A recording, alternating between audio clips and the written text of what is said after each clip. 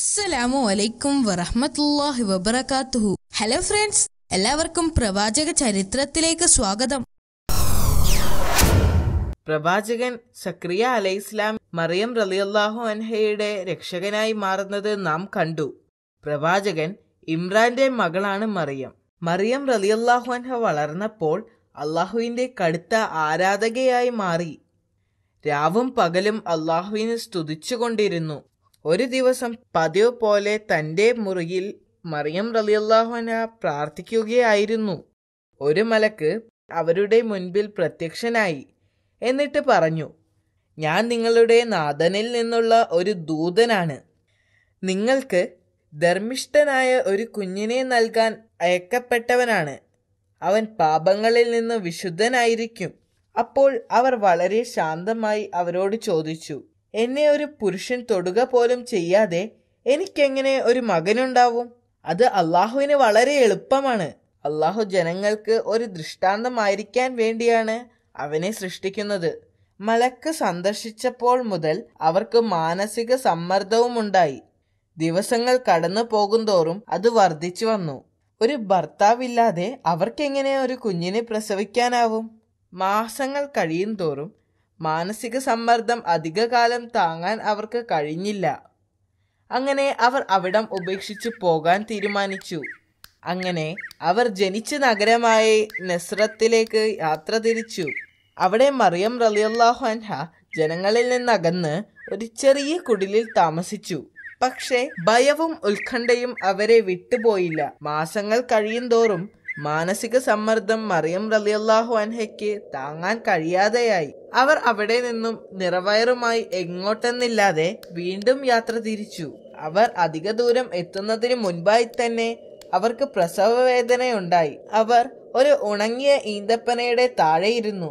അവിടെ വെച്ച് അവർ ഒരു ആൺകുഞ്ഞിനെ പ്രസവിച്ചു.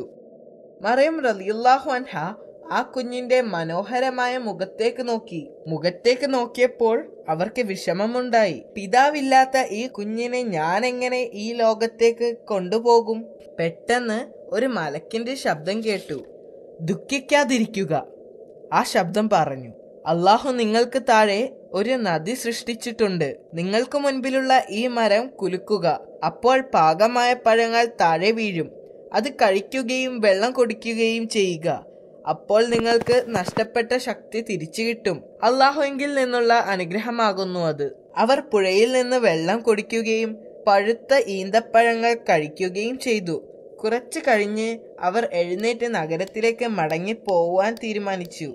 എങ്കിലും അവരുടെ മുഖത്ത് ഭയമുണ്ടായിരുന്നു. ജനങ്ങളോട് എന്താണ് പറയുക? അവർ ചിന്തിച്ചു. അപ്പോഴാണ് മറ്റൊരത്ഭുതം സംഭവിച്ചത്.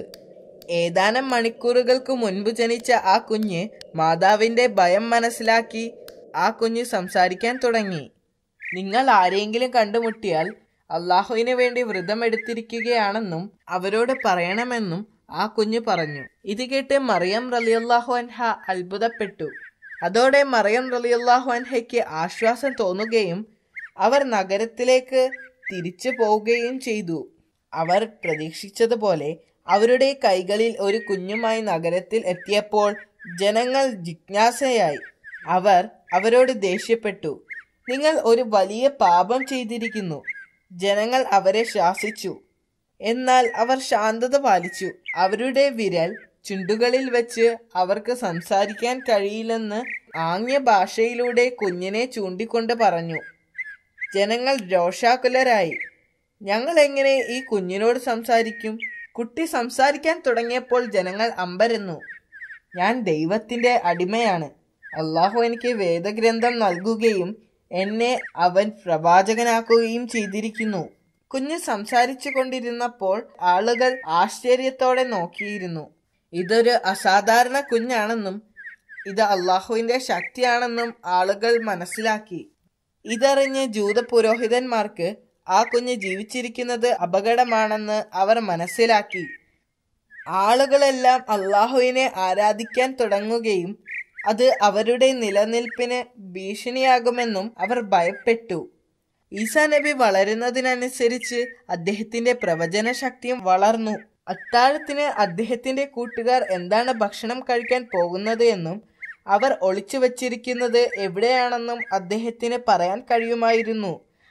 അദ്ദേഹത്തിന് 12 വയസ്സുള്ളപ്പോൾ അദ്ദേഹം തന്റെ മാതാവിനോടൊപ്പം ജെറുസലേമിലേക്ക് പോയി. അവർ അവിടെ ഒരു പ്രാർത്ഥനാലയത്തിൽ എത്തിയപ്പോൾ മറിയം റളിയല്ലാഹു അൻഹയുടെ പിടിവിട്ട് ഈസാ നബി അവിടെ ചുറ്റിത്തിരിഞ്ഞു. അവിടെ കുറെ ആളുകൾ ഒരു പുരോഹിതന്റെ പ്രഭാഷണം കേൾക്കുകയായിരുന്നു. കുറച്ചു നേരം അവരുടെ പ്രഭാഷണം ശ്രദ്ധിച്ച ശേഷം അദ്ദേഹം എഴുന്നേറ്റ് നിന്ന് ചോദ്യങ്ങൾ ചോദിക്കുവാനും അഭിപ്രായങ്ങൾ പറയാനും തുടങ്ങി. പഠിപ്പിച്ചുകൊണ്ടിരുന്ന പുരോഹിതന് അദ്ദേഹത്തിന്റെ ചോദ്യങ്ങളിൽ അസ്വസ്ഥനായി. കാരണം അവർക്ക് അതിനുള്ള ഉത്തരം നൽകാനാവില്ലായിരുന്നു. അങ്ങനെ പ്രവാചകൻ ഈസാ അലൈഹിസ്സലാം വളർന്നു. ഒരു ദിവസം അവരുടെ പുണ്യദിനമായ സാബത്തിന്റെ ദിവസം, ആ ദിവസം പ്രാർത്ഥനയ്ക്ക് വേണ്ടിയുള്ളതായിരുന്നു. പ്രവാചകൻ മൂസ അലൈഹിസ്സലാം ശനിയാഴ്ച ദിവസങ്ങളിൽ പള്ളിയിൽ വന്ന് അള്ളാഹുവിനെ ആരാധിക്കുവാൻ നിർദ്ദേശിച്ചിരുന്നു. എന്നിരുന്നാലും സാബത്തിന്റെ പുറകെയുള്ള ഭക്തിയെല്ലാം ഇപ്പോൾ കുറെ നാളായി ഇല്ലായിരുന്നു. പുരോഹിതന്മാർ 100 കണക്കിന് കാര്യങ്ങൾ നിയമവിരുദ്ധമായി ചെയ്തിരുന്നു. മരിക്കാൻ കിടക്കുന്ന ഒരു രോഗി ഡോക്ടറെ വിളിക്കുന്നതും വെളിച്ചത്തിനോ ചൂടിനോ വേണ്ടി തീ കത്തിക്കുന്നതുമെല്ലാം ആ ദിവസം വിലക്കുമായിരുന്നു. പക്ഷേ പ്രവാചകൻ അവരുടെ നിയമങ്ങൾ പാലിച്ചില്ല. ഒരു ദിവസം അദ്ദേഹം പള്ളിയിലേക്ക് പോകുന്ന വഴി വിശക്കുന്ന ഒരു കുട്ടിക്ക് പഴങ്ങൾ പറിച്ചു കൊടുത്തു. ഇത് കണ്ട പുരോഹിതന്മാർ ദേഷ്യം കൊണ്ട് മുഖം ചുളിച്ചു. അത് സാബത്തിന്റെ നിയമത്തിന് എതിരായിരുന്നു. വൃദ്ധയായ ഒരു സ്ത്രീക്ക് തണുപ്പിൽ നിന്ന് രക്ഷ നേടാൻ അദ്ദേഹം തീ കത്തിച്ചു കൊടുത്തു. ഇത് സാബത്തിന്റെ നിയമത്തിന് എതിരായിരുന്നു. ഒടുവിൽ പ്രവാചകൻ ആരാധനാലയത്തിൽ എത്തിയപ്പോൾ അമ്പരന്നുപോയി. 20,000-ലധികം പുരോഹിതന്മാർ അതിനകത്തുണ്ടായിരുന്നു. എല്ലാവരും ആരാധനാലയത്തിൽ നിന്ന് മാത്രം സമ്പാദിച്ച് ജീവിക്കുന്നവരായിരുന്നു. സന്ദർശകരെക്കാൾ കൂടുതൽ പുരോഹിതന്മാരാണെന്നറിഞ്ഞപ്പോൾ പ്രവാചകൻ അത്ഭുതപ്പെട്ടു. അവിടമാകെ ആടുകളെ കൊണ്ടും പ്രാവുകളെ കൊണ്ടും നിറഞ്ഞിരുന്നു. അത് ജനങ്ങൾക്ക് വിൽക്കാൻ വച്ചിരുന്നതായിരുന്നു. പുറത്ത് 1000-കണക്കിന് ആളുകൾ പട്ടിണി കിടക്കുമ്പോൾ പുരോഹിതന്മാർ ആരാധനാലയത്തിനുള്ളിൽ ധാരാളം സാധനങ്ങൾ യാഗം നടത്തി കത്തിച്ചു കളയുന്നത് എന്തിനാണെന്നോർത്ത് പ്രവാചകൻ വിഷമിച്ചു.